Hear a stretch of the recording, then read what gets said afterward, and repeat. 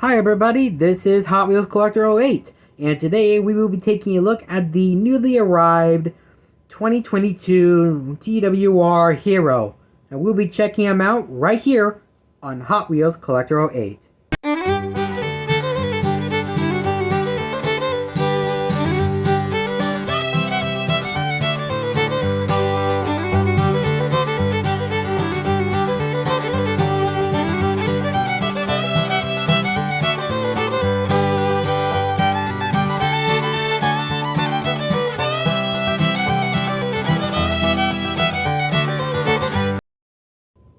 Normally, you don't see me post any videos about trains, but, well, I'm going to make this another, new video for you guys, because, well, I have a feeling some of you are getting quite tired of me constantly posting Hot Wheels content. So, I want to bring something new to the table, and we are going to be reviewing this Hiro product. Now, a little bit of history on Hiro's bases, the D51. There were over 1,000 of these engines built between 1937 to 1952. And unfortunately, in the Thomas and Friends timeline, we already know that the Northwestern Railway officially opened its doors in 1914 as the major railways in the island of Sodor connected, which somehow doesn't fit Hiro's bases, but I don't really care because I honestly love the D51, and I love Hiro just as much as everybody else does, including Unlucky Tug. Shout out to that guy.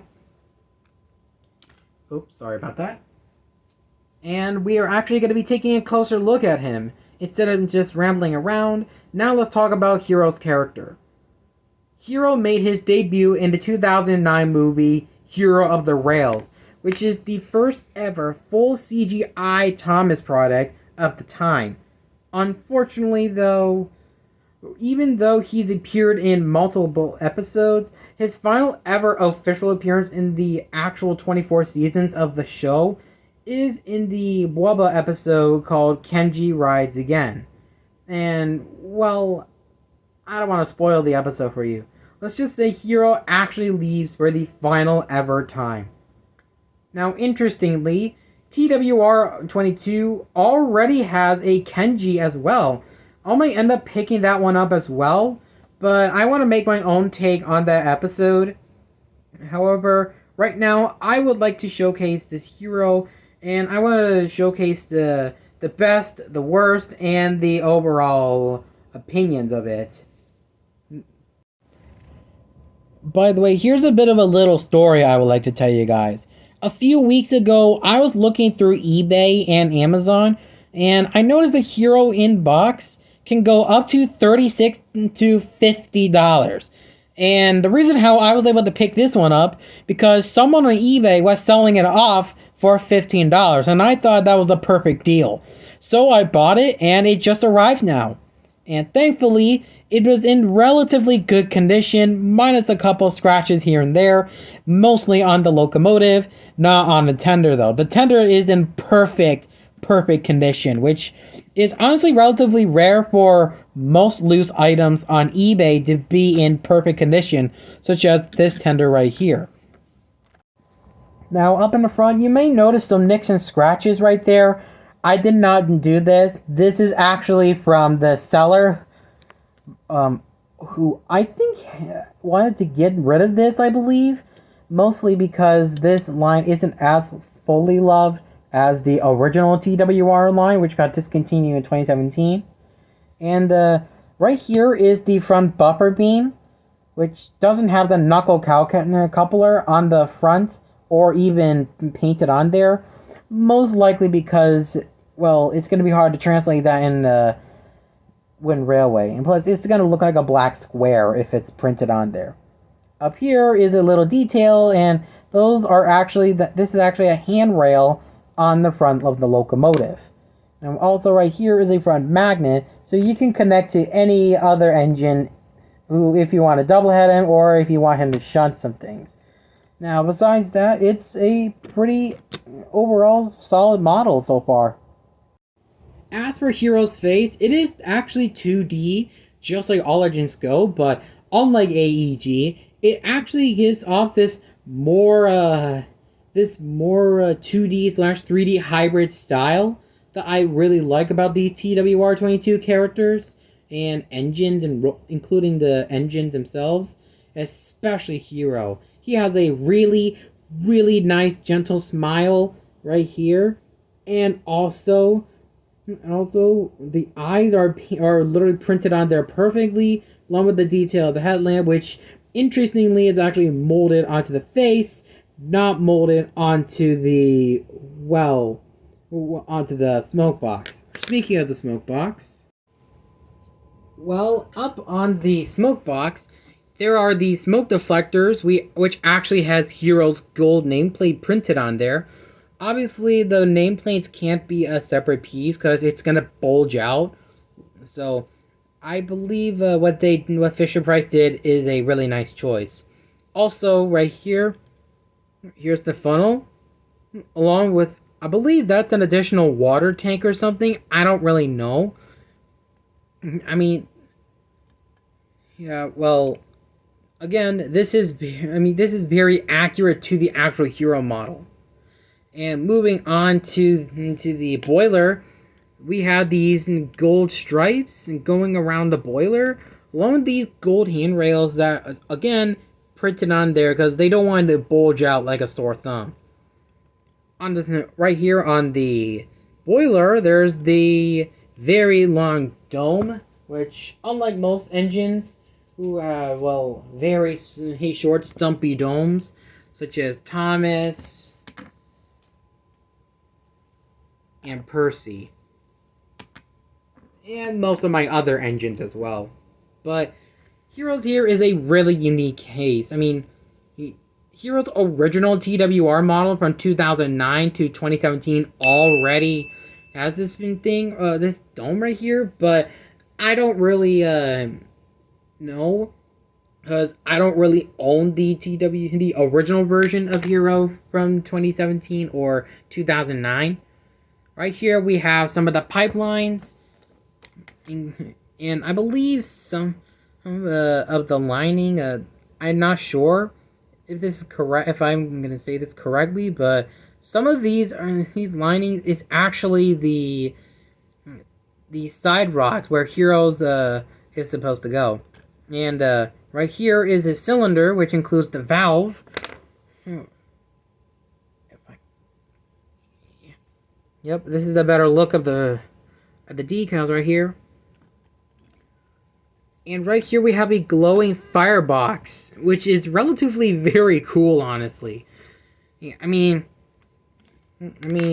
most of the TWR 22 range does actually have that glowing firebox effect, such as Percy right here that I got, I believe 2 years ago, surprisingly.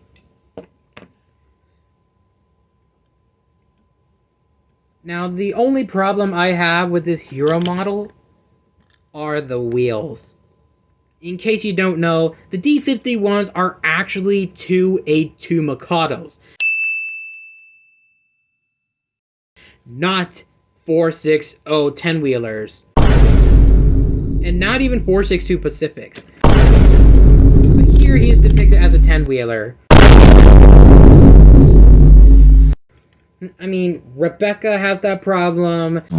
So does Gordon.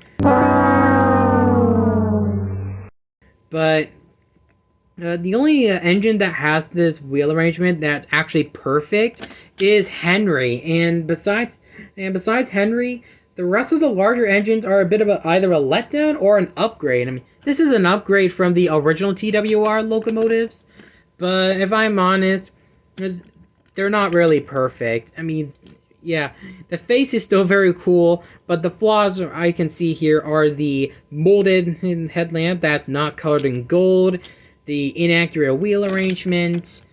But besides that, it is relatively a very accurate TWR model. Now, under the locomotive, we have a plastic chassis, which is actually inconsistent compared to the other engines, such as Percy, which actually has a wooden chassis, while Hiro has a plastic chassis. But besides that, it's still a really nice chassis. And right here, here's Hiro's name, along with the factory code. And I believe this here is the factory code or the date stamp. I don't know. I don't really know.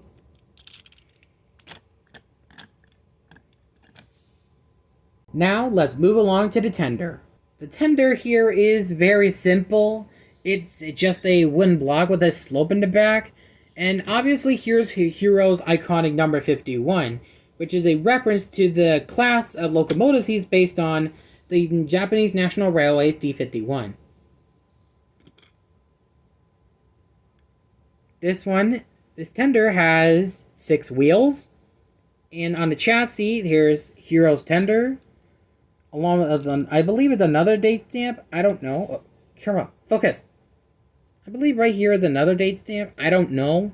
And here's the factory, which most of these came from either China or Thailand. I mean, yeah, I'm not really sure which factory these are from, but I am pretty certain these are made either in China or in Thailand. I mean, well, Mattel has strayed away from China lately. I mean, most of Mattel's Hot Wheels cars are made in either Malaysia or Indonesia or Thailand. I think in this case, these are made in Thailand. I don't know. And the only missing detail on the tender is the rear headlamp that the actual Hero model does in the actual CGI series. I mean, if you take a closer look at the tender in the actual show, you'll notice it'll actually have an actual headlamp or a rear light.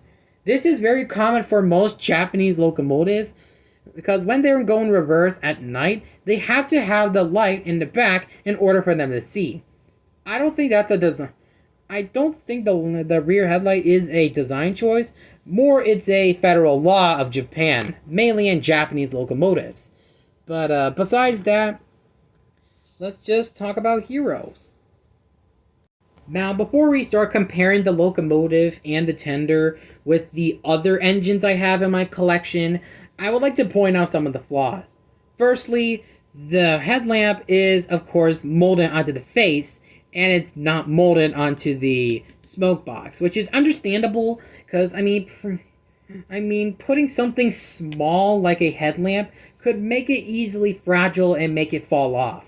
But what I don't understand, honestly, is basically, well, the wheel arrangement. I mean, these bullet style wheels are very cool. I mean, I think those are box pod driving wheels. I don't know, but the wheel arrangement is very wrong. Is actually wrong, and the headlamp is in a wrong color. And the final flaw I would like to point out is, like I mentioned earlier, the lack of a rear headlamp on the tender. But besides that, Hero is a overall really good looking model. Right now, let's do a size comparison. Firstly, we're going to take a look at one of my smallest engines in my entire collection. It is the Brio Mini Train. Obviously, the mini train is very small compared to Hero. Very, very small. You think I'm wrong? Look at that. Now we're gonna stray away from this engine, and we will be taking a look at the size of Lady. This is the 2005 version. Yup. Lady looks very, still a bit smaller than Hero. Moving along, we have the TWR 2022 Wooden Railway Purse. Oh, I just said the acronym, didn't I? Yup. Next up, we have probably one of the ugliest models I have at this moment. It's the Tomy 2012 Percy. Yeah.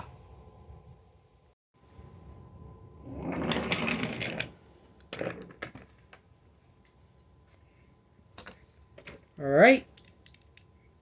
We have 1999 Thomas. Oh, Thomas, you're going the wrong way. Thank you. Yeah, of course. But one little thing I would like to mention is that, well, Thomas is referred to Hiro as his best friend, which I honestly find very, very cute, honestly. I mean, it is a bit unfair to compare Thomas's size to Hiro. I mean, he's obviously a big engine, or a quote-unquote big engine. I'll show you that in a minute. We have a 2003 One Railway Thomas. Here's the size. And for the final comparison of the small engines, I have my own character. Meet Milo. Well, Milo is very close to Hiro's locomotive length, but not the overall entire length. Let's move Milo out of the way. And let's showcase, probably, I say, one of the smallest tender engines I have. And that is Southern. Surprisingly, Southern is roughly almost the same length as Hiro with her tender. Now, besides Thomas and Friends, the only real British locomotive I have has definitely got to be the most famous. Y'all know it. LNER 4472 Flying Scotsman. And shockingly, Scotsman is literally the same length as Hiro. And finally, we have, I say, one of the largest steam engine I have in the entire collection. Move along, Scotsman, move along. This is the Masterpieces Polar Express. Hiro is a big engine, yes, but yeah. The Polar Express has the record for being the longest wood railway locomotive I ever had. And probably the longest locomotive in wooden railway in general. I mean, he towers, Hiro. I mean, geez, I didn't realize the Polar Express can be big, but not this big. Wow. Just wow. I did not expect that. Anyways, let's see how Hiro does on the curves. Obviously, for the wider curves, Hiro does very well on here. And for the shorter curves, such as this, he surprisingly does okay on it, but apparently the flanges does rub against the rails very badly, or a little bit, but he still rolls really well. Now, another thing to note that I tried him out off screen and I discovered he doesn't do switches very well. Mainly because he's a big engine. Alright, I got him coupled up to a motorized engine and let's roll him out.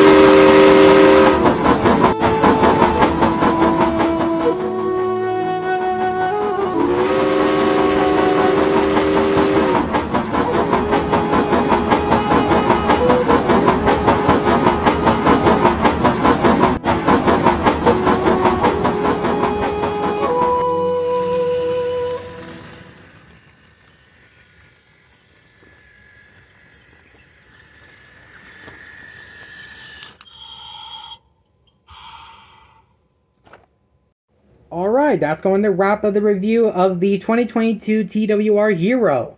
Now, if I'm honest, the wheel arrangement may be a bit inaccurate, and in fact, my Polar Express I have is the hugest locomotive I have in my collection. I still really love Hiro, and he looks relatively very detailed and very, very charming. Especially that face. Like, look at this. Don't tell me that screams Hiro to you. I mean, I don't know if it screams Hiro to you, but it does to me, because it really shows how much care they put into this now canceled toy line. I mean, I might possibly do a review on Percy someday, but maybe not at the moment. But right now, if you like this guy, then go ahead and try to find him on Amazon or eBay. But if you do look on eBay hard enough like I did, you should be able to get one for half the price of $36. I mean, $36 is steep, but if you do find a listing that does have a Hiro like this, and it's in good condition for $15, I highly suggest you pick that one up while you can. And I was lucky enough to find this for $15. And this is Hot Wheels Collector 08 signing out.